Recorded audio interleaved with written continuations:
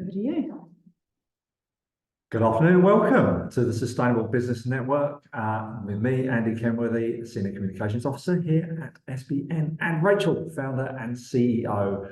And these are our quarterly insights briefings. And what we're basically going to do is bring you some of our sort of behind the scenes insights of what we're seeing in the world of sustainable business around New Zealand today, and just kind of chat through the issues, talk through some of the stuff we've touched on, what we're working on, and also get some responses from you, which we probably won't have time in this 30-minute slot. We're going to keep it nice and tight for you for lunch, but you can always put stuff in the chat. We'll pick up on it if we can, or if not, email us later on and we'll respond either in the next insight or directly. So, Rachel, let's have a look at some of the stuff we're going to talk about today. That is us. In case you need to get in contact with us or you're scared of what we look like, that's us. So we were really excited when this news came out. We weren't actually going to talk about this because we didn't know whether it was going to happen, but this is really just to honour the fact that we do have a new Māori Queen. I think the signal to Māori women is fabulous, Andy. Like, I'm really excited about that as the leadership.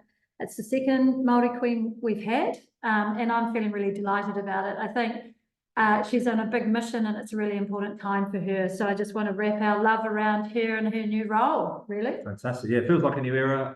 It's magic that this is the way forward. So we'll look with interest to see what comes out of that. Yeah. So we thought we'd start off with a little conversation about a piece of research that's been done by IBM, Andy. There it is. Where they were looking at how much resourcing we were putting into reporting versus the really important work that needs to be happening at this time of a crisis. And they discovered that in terms of the spending differential, sustainability innovation is definitely the underspend, whereas the bulk of the spending is going into sustainability reporting, and it exceeds the spending on innovation by 43%. I mean, we've known this for a long time. We watch a lot of our sustainability people really struggling year on year with their massive workload of pulling reports together. And I guess we've been signaling this for a while, particularly in our leadership course, Andy, where we've been saying, hey, look, if we can streamline these reports and make them as efficient and effective as we can and put much more effort on the actual crisis that we're in, which is climate, nature and inequality, essentially, we're going to be way better off. So I'm really keen for us to think about how do we use some of these new tools that we've got, like AI tools that can reduce the complexity and also speed up the efficiency of these reports, because they're useful, but they're certainly taking too much time. But also I thought we'd share the advisory stuff, Andy, that you've been being asked to talk to lately. Yeah. I mean, I think that's true. I think there's a delicate balance to be struck here, because it is a signal of our success that people are doing reporting. You know, some of that monitoring is happening, but yeah, it can get out of control, and it's trying to wire your reporting very, very closely to action, so that things actually change on the ground, and taking that step back. And that's kind of a theme of a lot of the stuff we're looking at throughout this little section today. And that's the work we're doing with our advisory clients, very much so. And well, we can go from taking a raw strategy to making it a sustainability strategy and blending that in with your business. But also we've seen increasingly, you know, things that are called sustainability strategies, but they're really quite surface level. And it's like, how do we wire it through the whole business and make sure there's action involved, so you don't spend your whole time on KPIs that aren't key and they're just going round and round, instead of making a lot of work for ourselves. That's right. It's really, really important that we do that soon. The other thing is, I just wanted to mention the awards. So our awards in the past probably have been focused a bit more on some areas that are more business as usual. And this is what we think is more of a business as usual now, but we're really, really wanting to focus our awards on that area of action and impact. So you'll see the awards coming out this year, which really focus on that. Yeah, and a similar driver, we've really leaned up the process. So we just want to hear from you what's really happening on the ground. We don't want you to be feeling like you've got to jump through a load of hoops and send us huge amounts of information. Just want to see where's that action happening that's really going to make change. Yeah. The other one is the greenwashing conversation. I mean, this has been alive and screaming for a few years now. But, you know, one of the things that we noticed as soon as I got back, actually, from leave, was the big push on this again. And we've just had another company, Fonterra, been given a hard time about the use of the term regenerative agriculture. And, you know, we did have a conversation about this before, and we knew that there was a high risk, and I think Fonterra probably did too, that this could be seen as greenwash.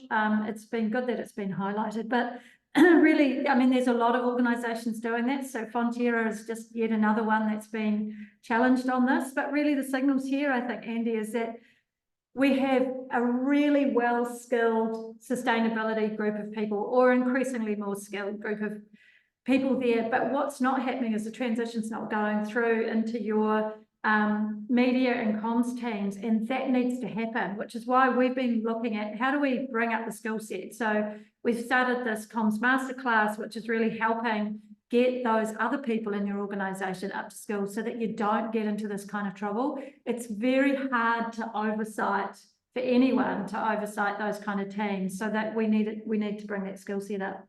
Yeah, and I think this is a similar part of the curve, really, where we're almost victims of our own success. There's a lot of people out there, a lot of professionals out there now, sustainability professionals, a lot of people that can talk the lingo, but again, it's wiring it to the reality of the situation. And it's a troubling development when we've got companies taking on whole concepts like regenerative agriculture. It's been out there trying to be transformative. We've seen similar things with circular economy as well, where people have got hold of the concept, they're using it for their own purposes, and more or less accurately. And it's tricky because we don't have the regulatory infrastructure to say, okay, this is what organics means, this is what regenerative agriculture means. And we've got the Commerce Commission, but there's not a lot else out there to kind of keep rails on this thing. So it's beholden to us as sustainability professionals in business to really kind of monitor this and try and keep it real. You know, we've come with Fonterra, we offer support, go, look, okay, we don't think this is a great approach, or there's more you can do. And also, I suppose it's just holding people to their own aspirations and saying, okay, if you're going to be regenerative agriculture, let's do this for real, and everyone, you know, push them along. And I think that's something that could be turned into quite a positive from the greenwash troubles. Yeah, and actually we've got our leadership course coming up in a couple of weeks, and this is part of that conversation with people who are, you know, handed the sustainability roles or really grabbed them with gusto, but also trying to keep up with the massive amount of learning. Our leadership course is really designed to try and help that, but really grounded in reality, which is really, really important. And let's start in a couple of weeks. I think there's still a few spaces if anyone wants to come and join us. Yep. It's fun. Not at the end, and I'd like to think that someone who'd done that course couldn't get stuck in some of these troubling positions, because they're just switched on to where the guardrails are. So it's a kind of a challenge for us as well to make sure that we're doing that and making sure that the advice we're putting out there in our advisory and in our training is keeping people on the straight and narrow. Yeah. Actually, this is a photo taken with a few of our team. You'll see us there, and great smiley faces. This was at the protest on the fast track. So we did a really good piece of work on this and gave some feedback on the fast track, which a lot of you would have probably seen. But basically, we were talking about a bunch of things in that, much more than just talking about the regulatory overreach of the ministers, which has now been listened to and changed. So there's now a commissioner and there's a panel of experts that will be used in that, which is better than it was. But actually, the fundamental problem remains the same. You know, unless we get the right kinds of things fast track, we actually think fast tracking in theory is useful. We need to speed up. You know, things have been extremely difficult to roll out across the country for some time, and things like renewable energies and all those kind of things, we need to get those in play in a better way. But we have to do that in line with climate, in line with nature, and also thinking further ahead. And we can't do it by railroading communities, iwi and hapu organisations. So we need to make sure that we do these things with good process, and our concern remains that the fast track has to capture those things well. Otherwise, I think we're going to end up with potentially trade barrier issues, potentially some really seriously and costly legacy issues if we get the wrong projects.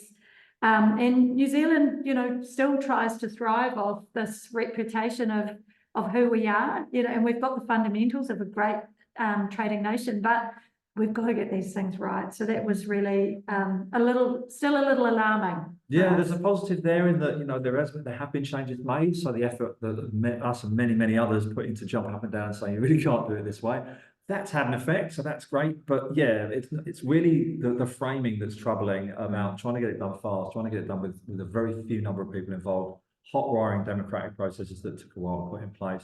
You know, there's a way of leaning up this process and making it faster without doing quite so much reputational damage.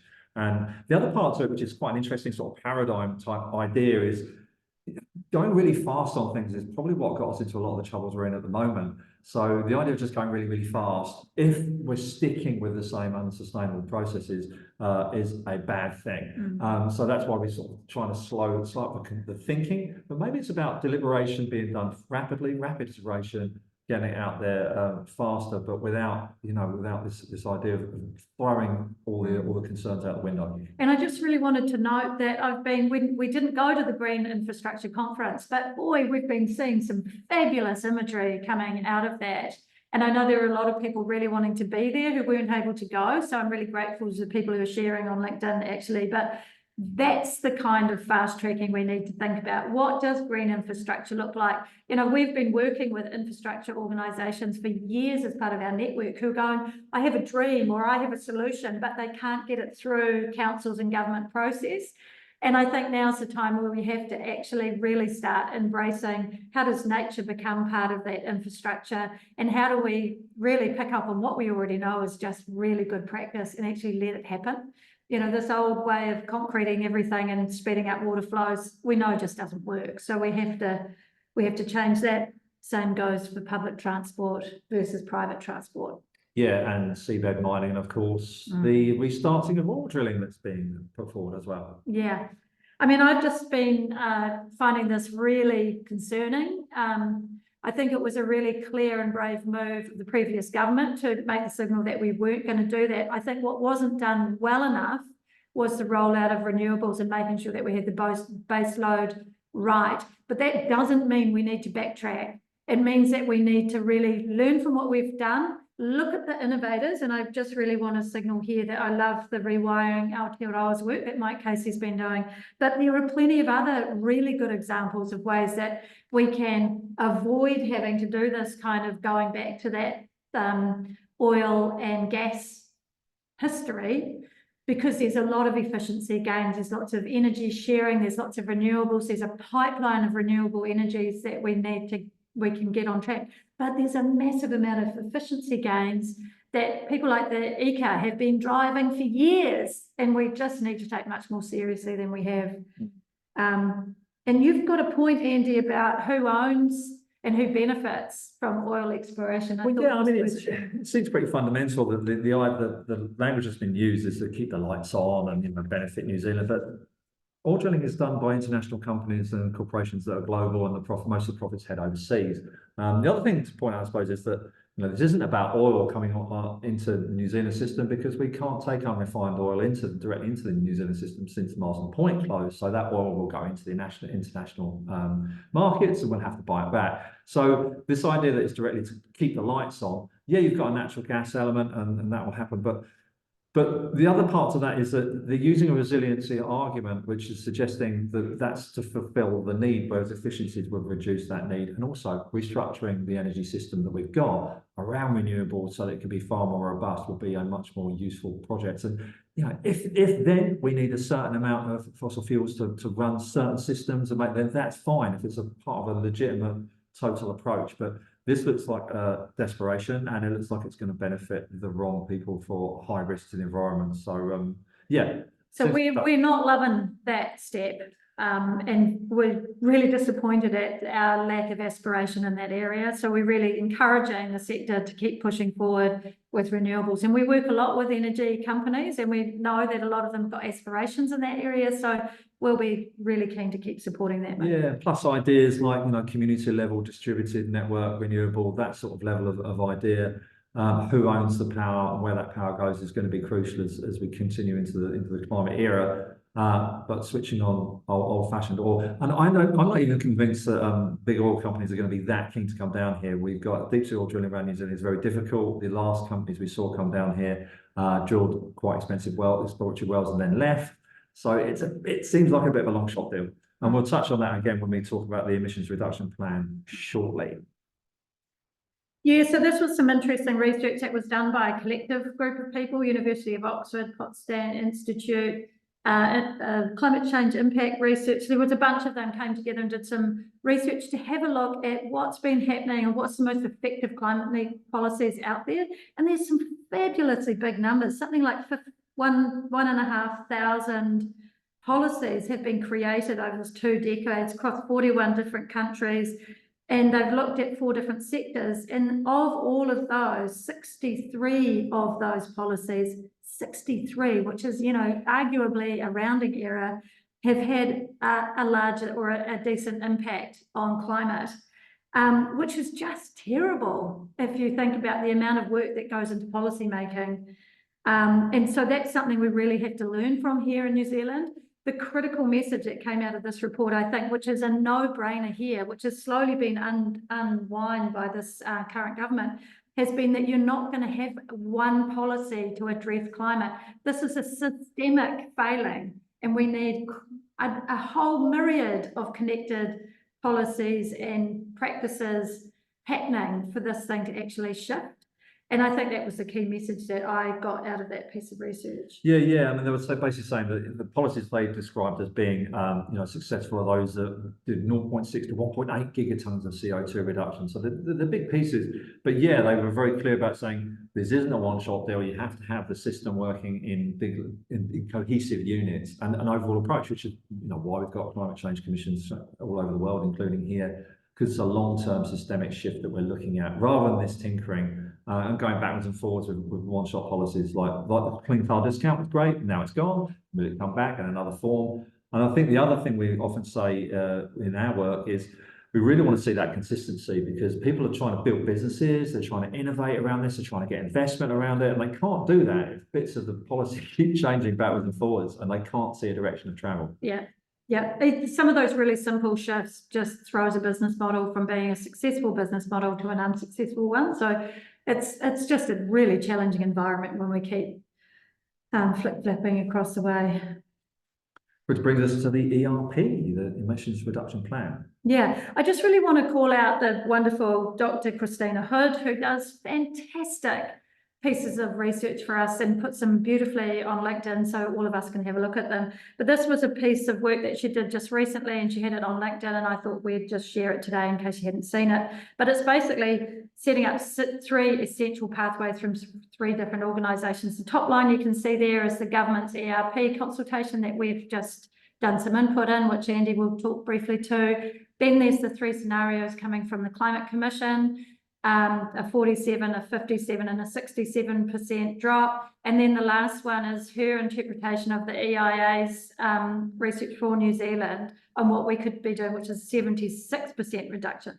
Now, the top one really pushes the can down the road. You can see it starting to, it's continuing the good work that was done in the previous sort of 5 years. We're going to meet the current budget on that, but that was never a big and aspirational call, to be honest. But it was setting us on that path to decarbonisation.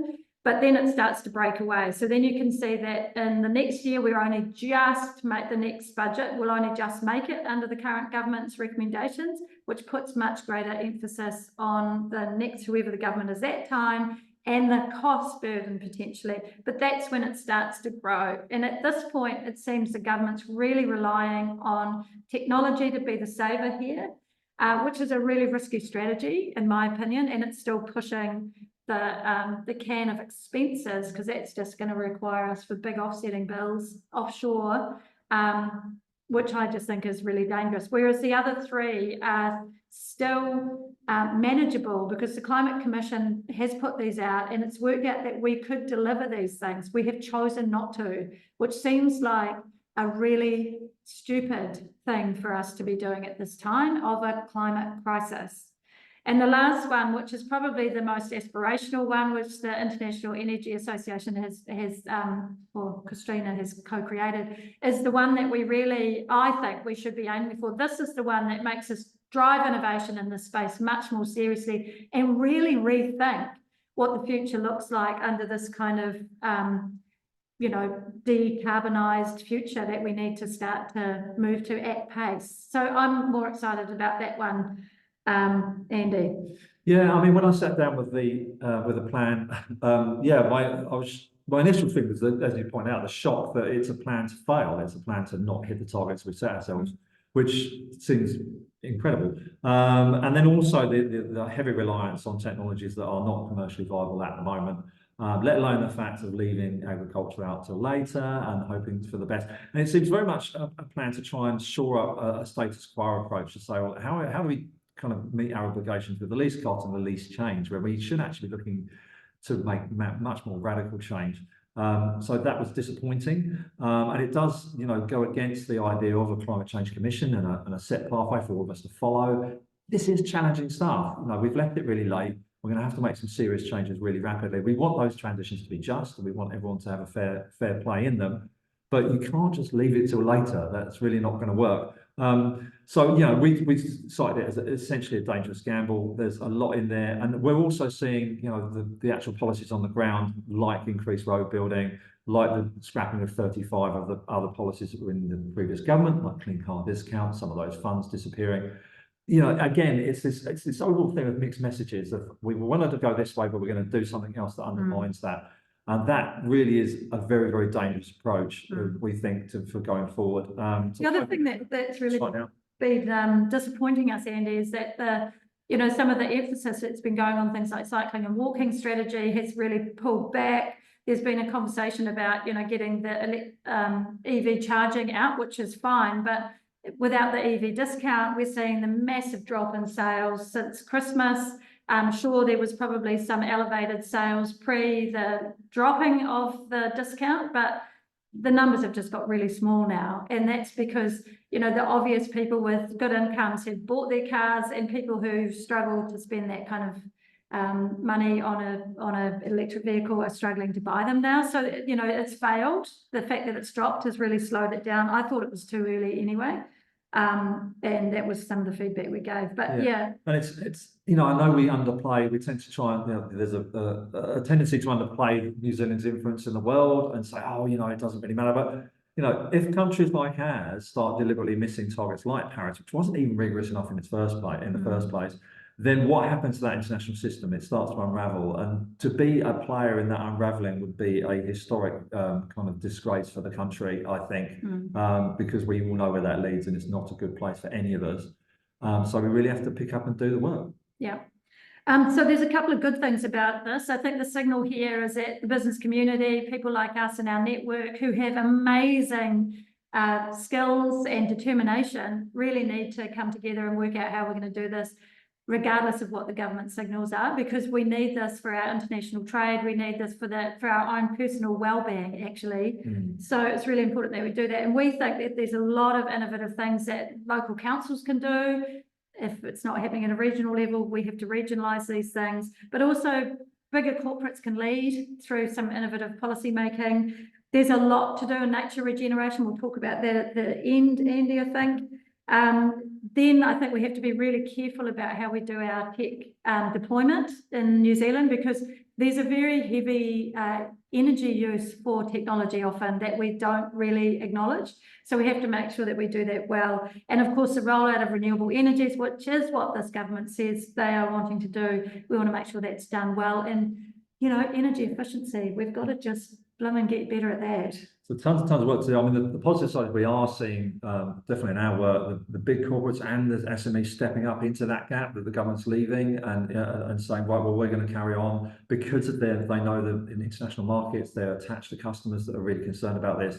So we're not seeing, like we may have done 10, 15 years ago, of companies taking their foot off the accelerator. Far from it. They're putting their head down and carrying on. So there's a hell of a lot of exciting work going on. It's just a shame that the government's not setting those regulatory frameworks and the aspiration that would boost that. But, we're cracking on. Yep. So we've got to keep the conversation alive and optimistic, and we can do this without this government, and we just will.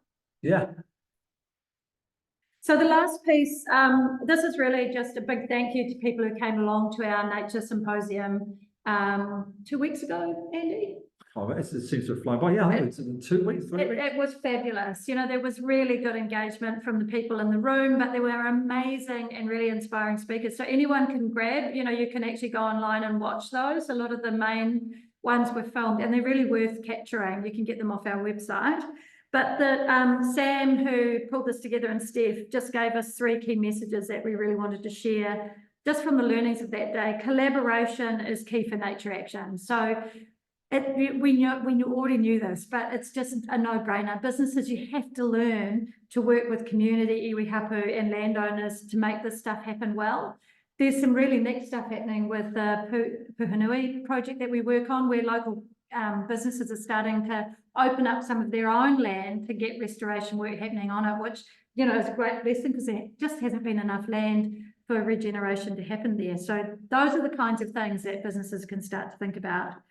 But also nature is put at the heart of your operations. It's helping achieve 2 things. One is climate, because climate and nature are basically interconnected. Synonymous, yeah. They're the same thing. But it also hits your community relationships. And this has always been a big thing for business. How do we connect well with community? We'll build those 3 things together, and you're doing it all with one fabulous piece of work.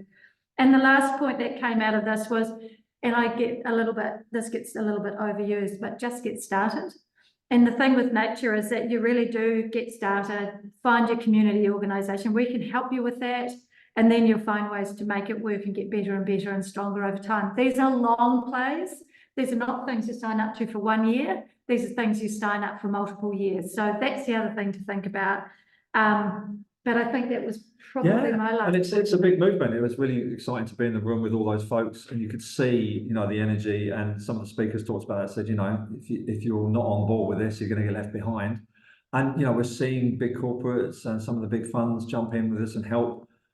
So we're moving, again, it's kind of this moving things from the periphery of our economic system right into the heart of it. And that's the route we want to see. So it's not just about planting a few trees. It's about, okay, how does this look to transform your business?